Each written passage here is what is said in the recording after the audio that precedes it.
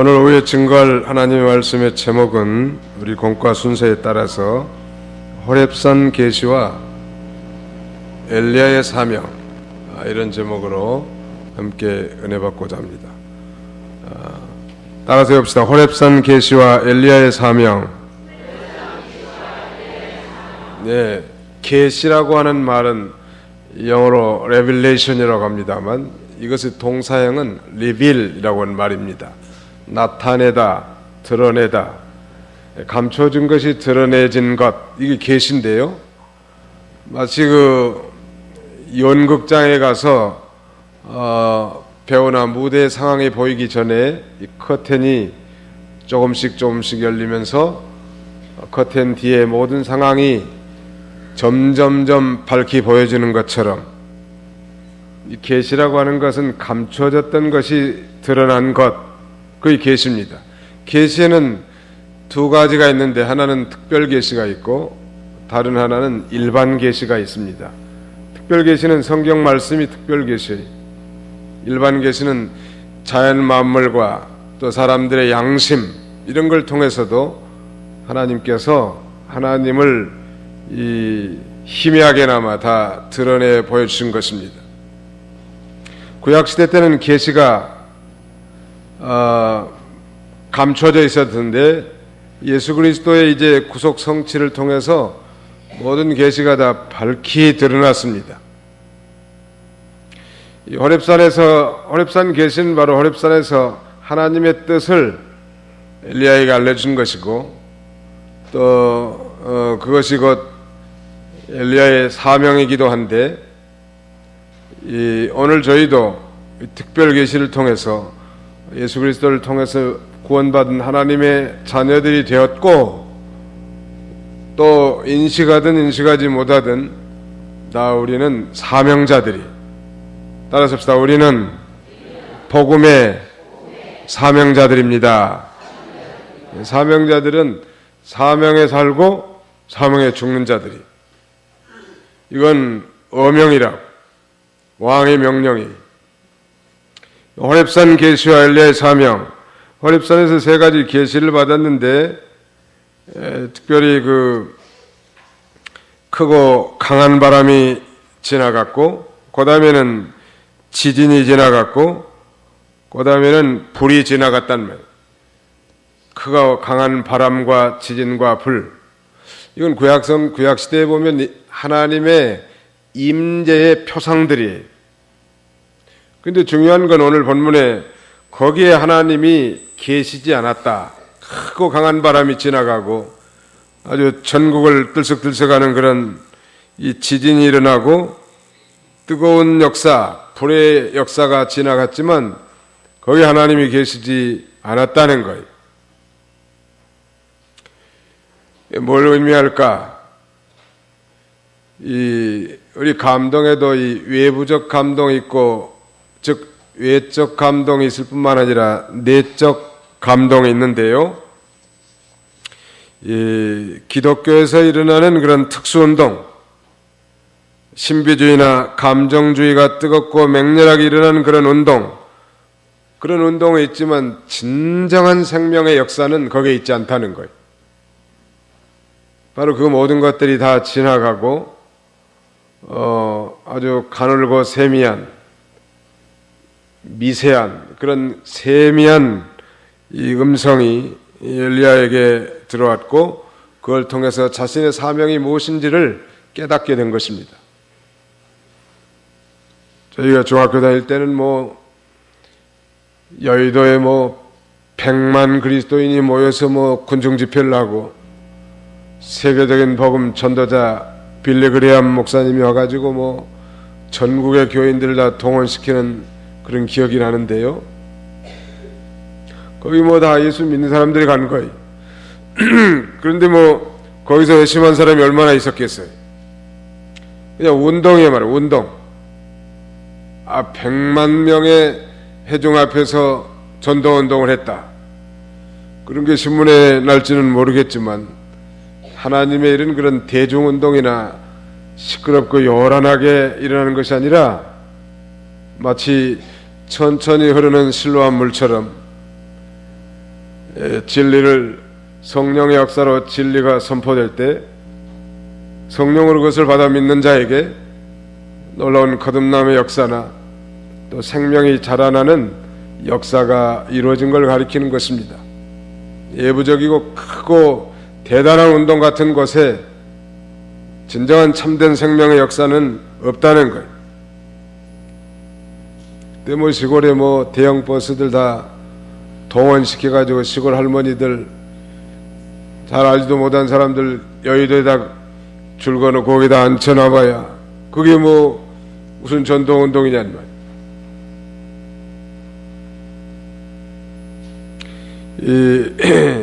우리 기독교에서 일어나는 그런 특수운동, 그런 운동들이 지나가고 이제 엘리야가 하나님의 이 세미한 소리로 사명을 받는데 그건 하나님께서 엘리야에게 주신 사명이 심령 속 깊은 곳에서 하나님의 말씀과 성령의 감동함으로 이루어지는 거예요. 아, 이거다, 이거구나. 오늘 목사님을 통해서 증거하는 말씀을 통해서 내가 이 점이 회개할 것이로구나. 내가 이 말씀을 생명으로 삼아야 되겠다. 그리고 그 말씀을 생명으로 붙들고 나가면 생명이 자라난단 말. 엘리야가 실제로 우리가 다 배운 바 있지만 대단한 일을 하지 않았습니까? 갈멜산 꼭대기에 바알 선지자와 아세라 선지자 850명을 처단하고 하늘에서 불이 내려가지고 그의 제단을 다 핥아버리고 여호와가 참신이라는 걸 알고 백성들이 다 여호와 신앙으로 돌이킨 큰 운동이 일어났단 말. 그런데 그 다음날 아합의 부인 이세벨이 자기를 죽이겠다고 하는 전령의 보고를 들은 다음에 죽을까봐 겁이 나서 강야로 가서 로뎀나무 아래 쓰러져서 죽기를 구하는 이런 연약한 모습을 보였다고 했습니다. 죽기를 간구하는 엘리야의 절망적인 상태를 하나님께서 그러나 가만 내버려 두지 아니하시고 이 천사를 보내서 어루만져 주시고 따뜻한 사랑으로 감싸 주시고 먹을 것을 공급해 주시는 하나님이, 우리 하나님의 사랑이 얼마나 크고 깊은지 우리가 배울 수 있는 것입니다. 우리가 성령 충만해서 일심으로 교회 충성 봉사할 때도 있지만 어쩔 때는 전혀 믿음이 없는 사람처럼, 안 믿는 사람처럼 굴고 원망하고 탄식할 때도 있는데 그래도 하나님은 버리지 아니하시고 오래 참으시고 또 새로운 용기와 소망을 우리에게 주셔서 이 믿음의 길을 걸어가게 하시는 이 주님이십니다. 그래서 약한 자를 강하게 하시고 절망한 자에게 소망을 주시고 참으로 곤비한 자에게 참된 안식을 주셔서 이제 이 새롭게 자신의 사명을 감당하도록 인도하신 하나님이요. 이 어른이 호렙산 계시와 엘리야의 사명에 대해서, 특별히 그 세 가지 사명은 아람 나라의 이 하사엘에게 기름을 부어서 왕이 되게 하는 것과 또 북쪽 이스라엘의 예후에게 기름을 부어서 이스라엘 왕이 되게 하고, 그 다음에는 엘리사에게 기름을 부어서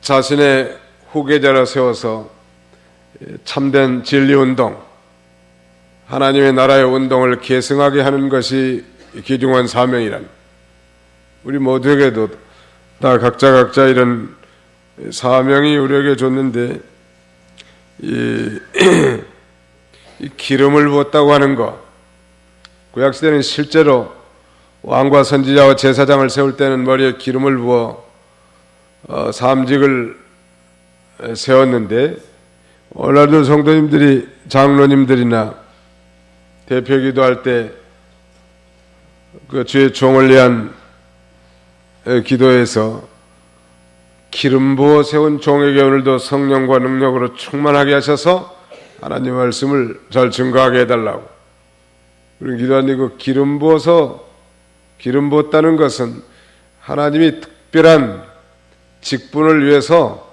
세우셨다. 그런 말이. 목회자와 성도가 어떤 차이가 있는가? 제가 볼 때는 차이가 없어요. 하나님 앞에서는 목회자나 성도나 다 양떼들이. 그러나 목회자들은 하나님이 특별하게 세워서 하나님의 말씀을 대언하게 해놨다는, 하나님이 특별하게 세워서 이게 참된 목자의 심부름꾼으로 특별하게 세운 거예요. 그 참된 목사님들의 이 공통적인 특징, 그들의 간증이나 얘기를 들어보면 보통 신자들보다 그들의 이 변화의 역사, 그들의 신앙생활에 있어서 소위 전환점, 터닝 포인트가 분명하고 사제 은총과 구원의 감격이 남다른 사람들이에요. 그래서 세상 일을 다 내던지고라도 이 길을 기쁨으로 갈 수 있는 그런 그 기름 부으심을 부어줬단 말. 진리와 성령의 역사를 충만하게 부어서 이 일을 감당하게 한 차이지, 하나님 앞에서는 다 어린 양들이에요.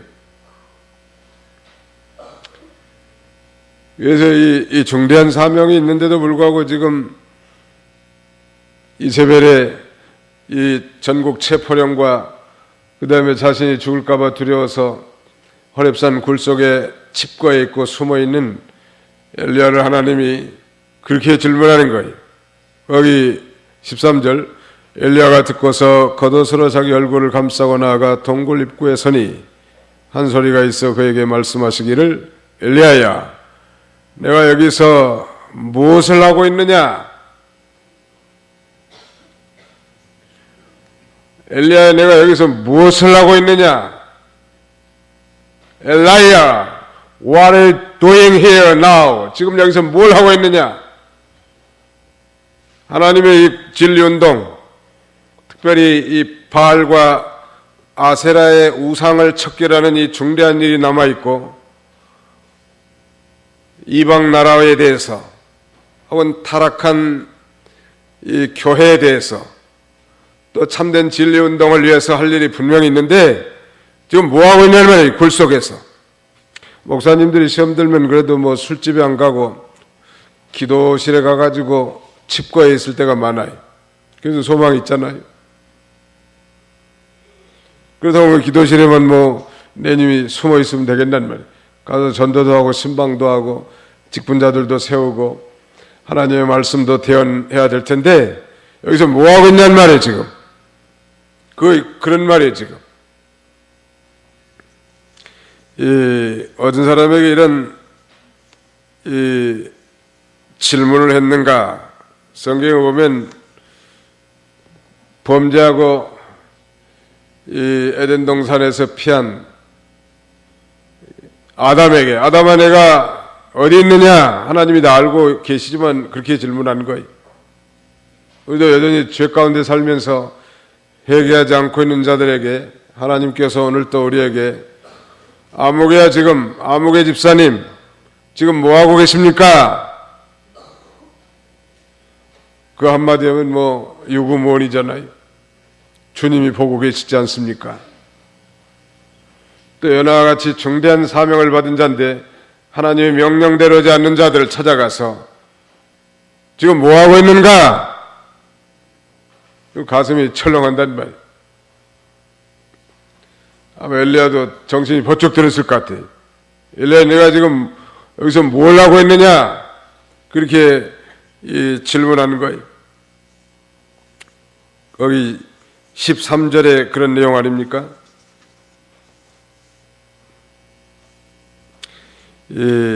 옛날 성경에는 내가 어찌하여 여기 있느냐 그랬다는 말이에요. 전과 같이 여호와를 위한 열심과 이 하나님의 나라를 위해서 힘써 나가야 되겠는데 지금 말하자면 절망에 쌓여서 겨우 천사의 도움으로 40주야를 걸어서 호렙산에 기도 굴까지는 왔는데 굴 속에 아마 낙심해 있다는, 그러면서 자신은 다른 사람보다 열심히 특심하고 나만 홀로 남아있다고 이런 이 당당한 그런 태도를 취한 것입니다. 지난주에도 잠깐 말씀을 드렸지만 이 자신을 높이 평가하는 사람에게 하나님께서 이렇게 꾸짖는 거예요. 자신을 높이 평가하는 사람. 나는 다른 사람들보다 하나님을 위한 열심이 특별한 사람인데 그걸 몰라주고 오히려 핍박하니까 내가 어떻게 일할 수 있겠습니까? 이 자신을 높이 평가하고 자신의 이 공로가 그만큼 인정되지 않을 때 우리는 시험에 들기 쉬워요. 이거 언제나 기준을 하나님께 맞추면 되는 거예요. 사람에게 맞추려고 하면 피곤한 인생이요. 목사님이 그런 것도 다 몰라준다고. 내가 우리 상대원 교회를 위해서 내가 얼마나 수고하고 애를 많이 쓰는데 그런 걸 몰라주고 콘짝만 낸다고. 모를 수 있지만 누가 다 알아요? 하나님이 다 아시는 거예요. 하나님이 전에 행한 선행도 기억하시고 지금 하고 있는 선행도 다 기억하신 바가 되고 앞으로 할 것도 다 기억하시는 거예요. 언제나 하나님을 의식하면서 사는 거예요. 그렇다고 뭐 사람에게 아무렇게 하라는 얘기는 아니지만 이 자신을 높이 평가하는 사람에게 이런 질문하는 게 오늘도 엘리야야 내가 여기서 무엇을 하고 있느냐. 그 다음에 이 상황을 타도고 있는 자에게는 준엄한 이 꾸중이 임하게 되는 것입니다. 상황. 그 다음에는 하나님을 잘못 찾고 있는 자에게 그렇게 임하는 거예요. 워싱턴 교회 최아무개 권사라는 분이 계신데 저하고 총시기 때문에 그 교회에 남아 있었다네. 자기가 목사님이 저하고 총시만 아니면 다른 교회 가려고 했는데 총시가 온다오길래 계속 남았다니. 믿음이 그만큼 연약한 사람. 그래서 할머니 따라서 이북에서 교회 좀 나간 모양인데 그들은 뭐 불심이 강해가지고 어느 날 절에 가가지고 이 108배를 하고 있는데 갑자기 하나님의 음성이 들리더니 너 뭐하고 있느냐 여기서. 그냥 그 길로 절을 그만두고 나와가지고 교회로 나왔다고 하는 거예요. 또 어떤 사람은 뭐 점쟁이한테 갔더니 당신은 예수 믿어야 할 사람이라고 그러더라고요. 이렇게 하나님을 잘못된 곳에서 찾으려고 하는 사람에게는 준엄한 꾸짖음이 오는 거예요. 우리는 그 말씀 앞에 우리 자신들의 소위를 살펴보고 우리 하나님이 나에게 뭘 요구하시는가 그런 음성을 듣는 그런 복된 시간이 다 되시기를 간절히 바랍니다. 하사엘은 아람 나라인데 그 이방 나라에 대해서 성도가 올바른 이방관을 가지란 말. 하사엘을 세워서 아람 나라 왕이 되게 하라는 것. 오늘 우리 그리스도인들이 천국 시민이지만 그래 동일하게 우리 대한민국의 국민이기도 한 이중 국적자들이 이 세상에 대해서 바로 보고 모든 걸 바로 일처리하는 거예요. 이 세상관. 나는 세상과는 상관없습니다. 내가 영원히 살라는 천국이니까 여기서는 아무렇게나 해도 됩니다. 그게 아니고 믿는 사람들은 이 세상에 대한 바른 관점을 가지고 세상에서도 바로 해야 돼. 예수님께서 그 질문을 했단 말이에요. 이 세상 나라에 가이사에게 세금을 바쳐야 옳습니까? 바치지 말합니까? 이거 바치라고 하면 여전히 예수님도 별 수 없다고 생각할 거고 바치지 말라고 하면 이건 이건 가이사의 반역자라고 지킬 거예요. 영락없는 딜레마에 빠지는 거예요. 진퇴양난이. 예수님이 하나님이신데 그를 시험하려고 한 걸 내가 몰랐겠단 말이에요. 그래서 그 동전 하나를 가져라고 거기에 네 화상이 그려져 있느냐고 물어보니까 가이사의 화상이 그려져 있습니다. 그때 동전을 높이 들고 가이사의 것은 가이사에게 하나님의 것은 하나님에게 드려라. 하나님께 대해서 할 건 바로 하란 말. 11조 생활 같은 거, 주일 성수. 그 다음에 가이사, 즉 세상 나라에 세금 낼 것, 정확히 세금 내고, 나는 돈이 없기 때문에 교회에다 11조는 하지만 세상에 세금은 못 냅니다. 그 올바른 신앙 아니에요. 우리 한국에는 그래도 아직까지는 이 교역자, 특별히 담임 목사에 대해서 세금을 면제해 줍니다. 그러나 국회에서 만약에 담임 목사라도 세금을 내게 하면 그 준수할 생각이에요. 어떤 사람은 뭐 국회에서 정하지도 않았는데 누가 잘났다 할까봐 미리 갖다 바친 사람들도 있습니다만은 그건 옳지 않은 거 이건. 한국에 정당한 국회가 있으니까 거기서 정해서 목사님들도 세금 내라고 정하면 그때 내면 될 건데, 정해지도 않은데 자기들이 뭐 잘난 척하면서 우리는 내는데 너희는 왜 안 내느냐 하면서 대단한 자부심을 갖는 사람들은 그건 뭐 이간질하는 것 같이 보인단 말이에요. 그럼 미국은 모든 이 교역자들, 목사님들 다 세금 내요. 자기 소득에 대해서 정당한 세금을 내게 돼 있단 말이에요. 또 하나님께 대해서는 하는 의무를 다 감당하고. 하사엘을 세워서 아람 나라의 왕이 되게 하라는 건 이 선지자로서 이방 나라에 대한 바른 관점, 바른 이 포인트 오브 뷰, 관점을 가지라는 게 바로.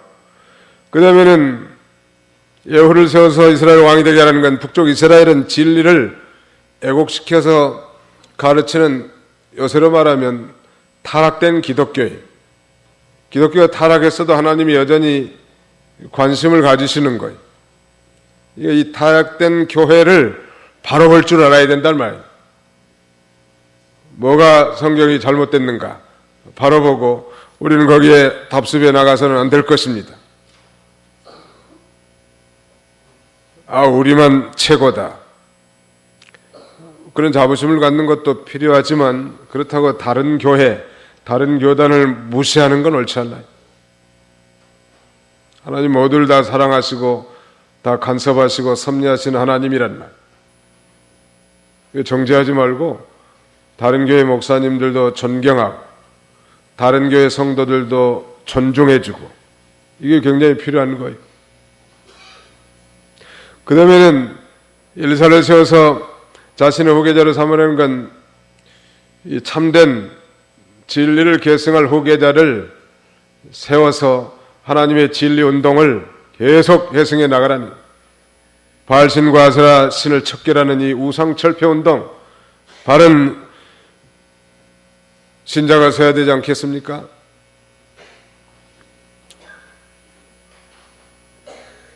만약 그렇지 않고 나가면 어떻게 하냐는 말이에요. 앞으로 우리 상주원교에서도 그래서 좋은 이 신학생, 신학교나 신대원의 후보생들이 많이 나와야 돼요.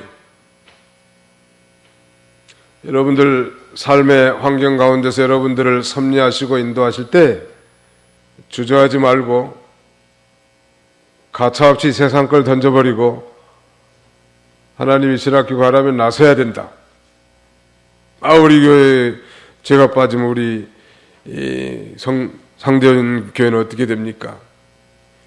아니면 우리 성가대는 어떻게 됩니까? 아니 우리 차량부는 어떻게 됩니까? 그런 거 걱정할 거 없어요. 이건 다 큰 말이 나가면 작은 말이 다 들어서게 됐고 하나님의 일은 다 중단 없이 되는 거예요.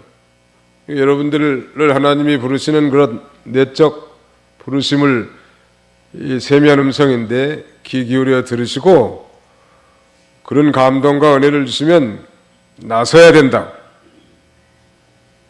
여기서도 나설 분들이 있을 것 같은데 많이 나서야 돼. 신학교도 우리 야간은 주경야도 갈 수 있으니까 낮에 일하고 저녁에 공부할 수 있고, 또 일반 대학을 졸업하신 분들은 아예 뭐 주간 신대원에 가서 온전히 공부할 수 있어요. 일반대학 나온 사람들은 3년 신대원 과정을 공부하면 되고, 그다음에 고등학교 나온 사람들은 야간에 4년 대학 과정과 또 신학원 3년 과정을 해야 돼. 일반 대학을 나왔지만 낮에 일해야 될 분들은 저녁에 신대원, 신학원 3년 과정을 공부하면 됩니다. 그래서 거기서 이제 졸업하고 강도사고시 합격하면 그의 실적과 신덕을 쫓아서 이 목회자로서 하나님을 할 수 있는 거예요. 이건 누가 등 때민다고 되는 거 아니에요. 하나님이 등 때밀 때 벌떡벌떡 일어나요. 하나님이 등 때미는 징조가 무엇입니까? 하나님이 등 때밀 때는 길을 하나만 내놓고 모든 길을 다 막는 거예요. 그리만 가도록. 그럼 하나님이 나를 부르시고 있구나.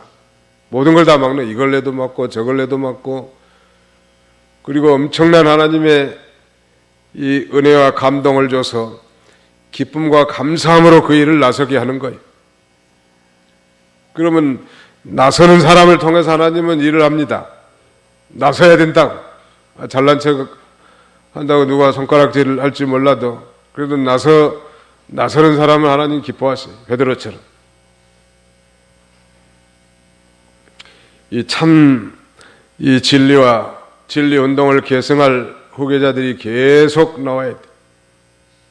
앞으로 우리 상대원교회에서 개척한 교회가 실제적으로는 없는 것 같은데, 앞으로 우리 교회를 통해서도 여러 교회를 개척하는 교회가 나왔으면 좋겠고, 또 해외 가서도 선교지에다도 이렇게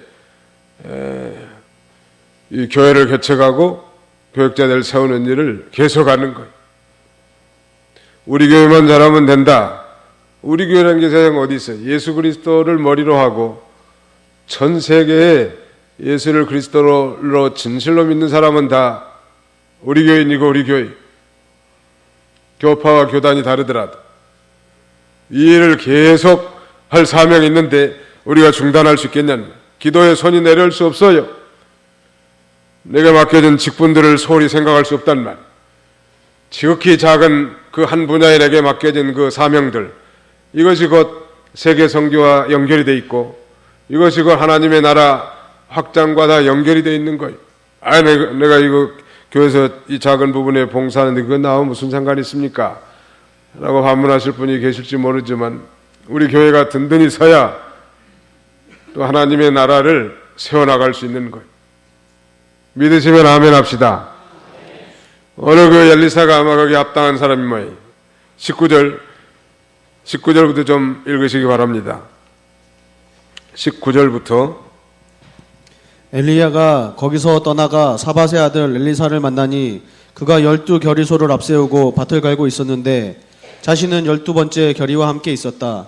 엘리야가 그 곁에 지나가며 그에게 자기 겉옷을 던지자 그가 소를 버리고 엘리야를 뒤따라 달려와서 말하기를 제 부모님께 먼저 작별의 입맞춤을 하고 나서 당신의 뒤를 따르겠습니다 하니 엘리야가 그에게 말하기를 돌아가라 내가 내게 무엇을 하였느냐 하였다. 엘리사가 엘리야를 떠나 한 겨리소를 취하여 잡고 소의 기구로 고기를 삶아 백성에게 주니 그들이 먹었다. 그 후 그가 일어나 엘리야의 뒤를 따라가 섬겼다. 예, 엘리야가 엘리사를 후계자로 부른 거예요. 이름이 좀 비슷하죠? 엘리야, 엘리사. 낙심하고 절망에 빠져있던 엘리야가 세미한 음성을 듣고 회개하고 일어나서 이제 하나님의 명령을 순종하려고 나서니까 엘리사를 만나게 하신 거예요. 회개하고 재충전하는 사람에게 하나님께서 좋은 수종자를 만나게 해주시는 거예요. 미국에 가는 게 과연 하나님의 뜻이었는가? 저도 고민을 많이 했는데 미국 가기 전에 가서 지내보니까 또 거기서 하나님이 역사하는 면들이 많았어요. 뭘 첫 번째 역사했는가 하면 한국에서 그 경건 묵상집 골방의 부활한 책을 하나 발간했는데 가락동부에 있을 때 거기 가서도 그 집사님들 하나씩 나눠드렸는데 어떤 학교에서 ESL만 하는데 만약에 그 학교의 처음 설립 취지와 함께 신학교를 하지 않으면 폐교하겠다고 하는 미 정부의 노티스가 온 거예요. 통보가. ESL이라는 건 영어 교육시켜서 돈 버는 장사인데 그것만 인가 내주지 않고 아마 신학교로 낸 모양이에요. 인가를. 근데 신학교는 뭐 돈 되는 장사가 아니에요.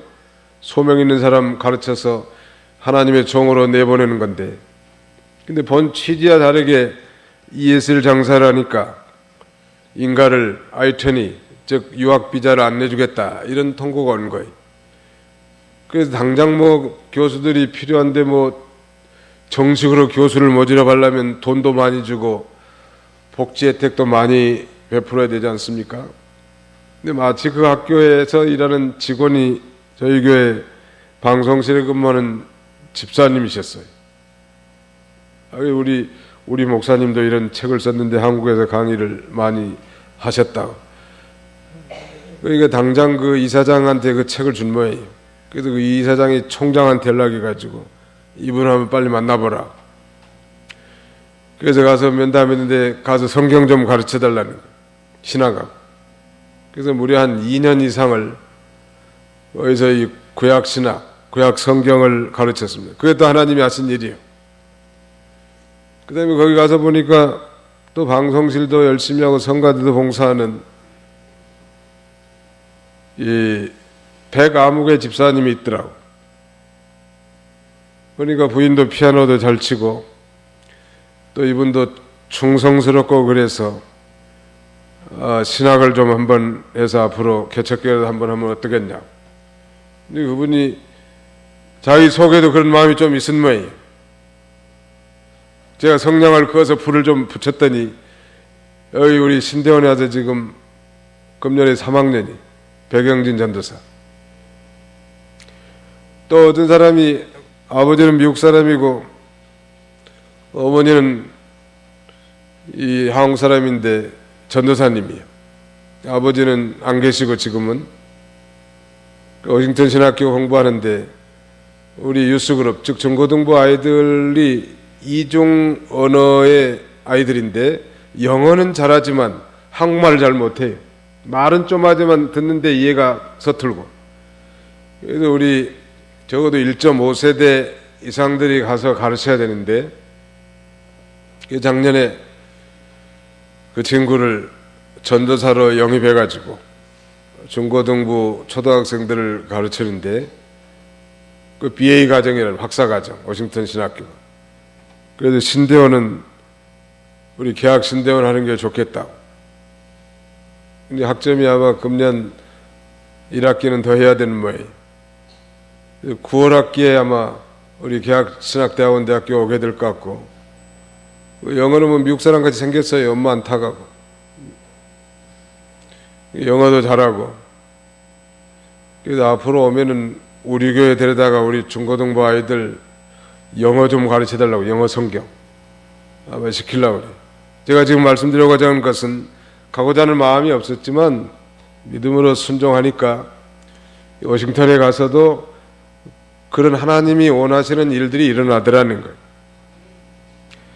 언제나 이 교회는 물 흐르듯이 이렇게 좋은 일꾼들이 일어서고 또 계속 이 기도하고 자신이 맡겨진 위치에서 최선을 다하면서 하나님의 참교회를 세워나가야 돼요. 하나님이 그런 교회를 축복하시지 않겠습니까?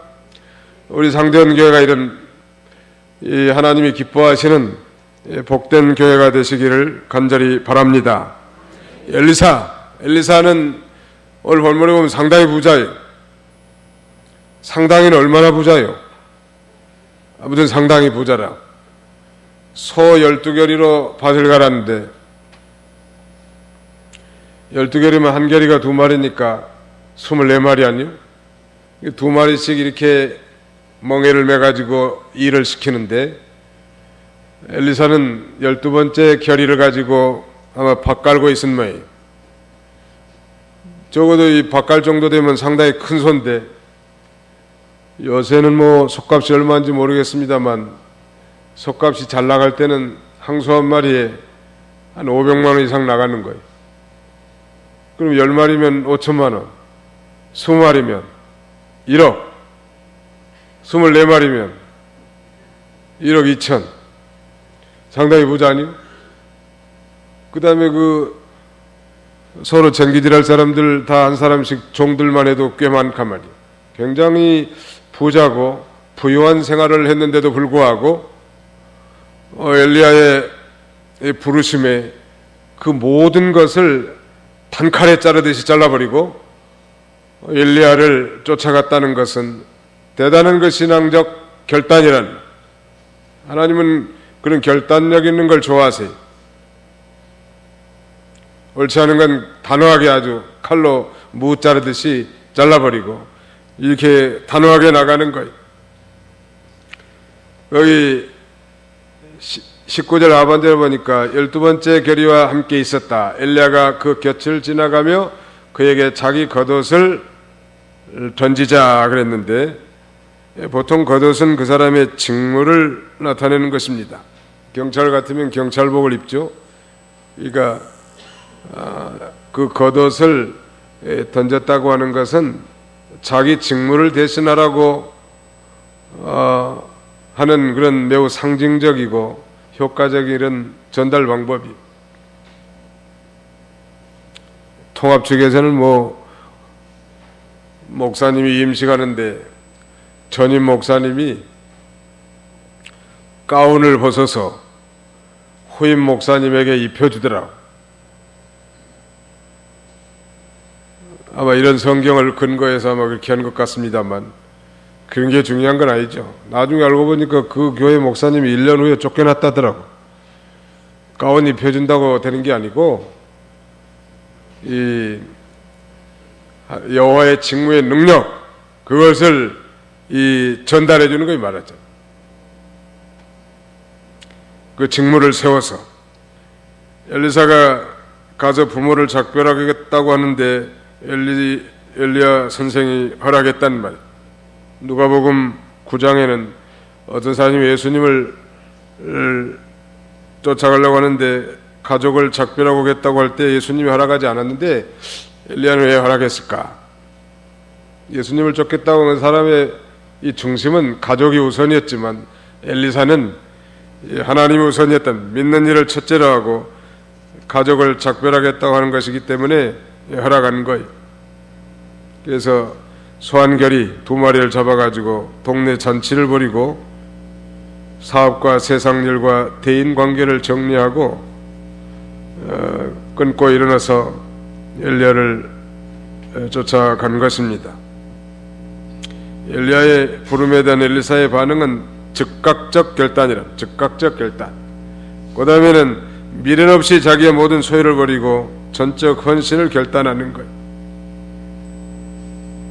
하나님의 이 부르심의 소명, 우리 모두가 다 광의적으로는 소명자들이, 따라서 합시다. 우리는 하나님의 소명자들입니다. 소명은 부르심의 한자말인데 하나님이 나를 불렀단 말이에요. 내적으로도 부르시고 직무적으로도 부르신 거예요. 특별히 또 하나님의 복음의 말씀을 전담할 자로 하나님이 또 부를 때가 있어요. 그러면 예! 하고 벌떡 일어서서 쫓아가는 거예요. 저는 1987년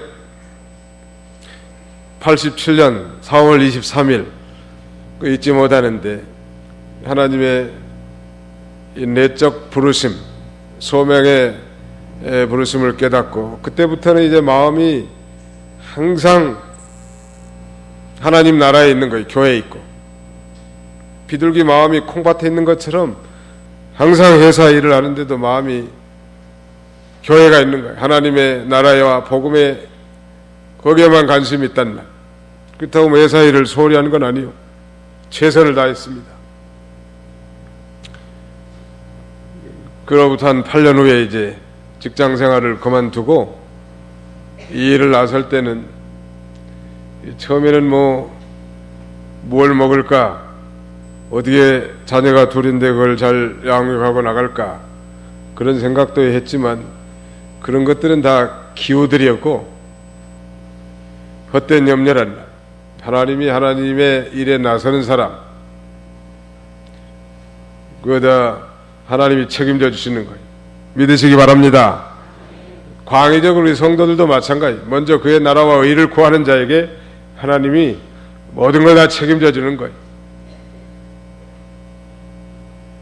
이걸 믿는 믿음으로 나가는 이런 중대한 사명이 엘리야가 있는데 지금 절망과 좌절, 나약함에 빠져 있으면 되겠냐는 말.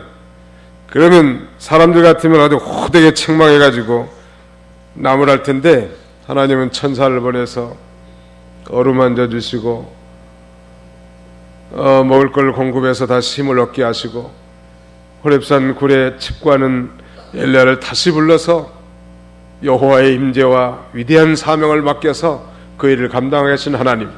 우리도 때로 그럴 때가 있을 때도 낙심하지 말고 하나님을 찾고 하나님의 사랑, 우리를 향하신 하나님의 사랑은 변함없는 줄 알고 주님 앞에 힘있게 쫓아가는 그런 저와 여러분들이 다 되시기를 주님의 이름으로 축원합니다.